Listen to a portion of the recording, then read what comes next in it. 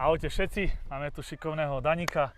Dnešný tréning bude zameraný pre krajného záložníka, odpútanie od supera, dlhá lopta, spracovanie, klička a zakončenie. Poďme na to.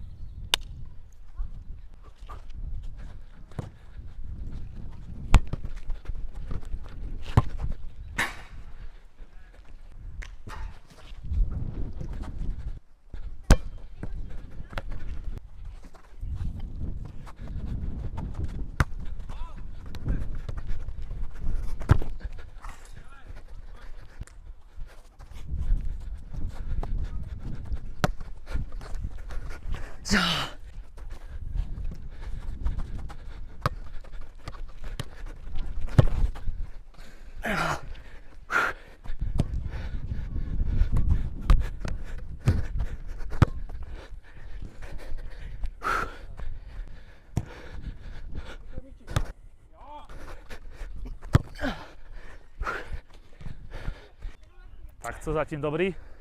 Jo, ale to vedro. Vedro. Jdeme dál.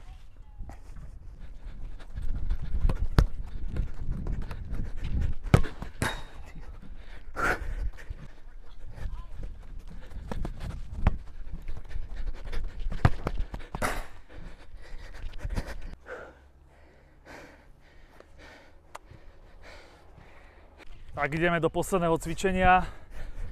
Sklepnutí na spoluhráče, narážečka, klička, zakončení.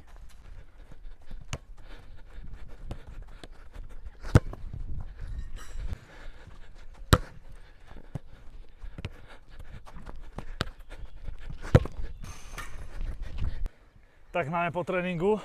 Tak jak to vypadalo? Jak bys to zhodnotil?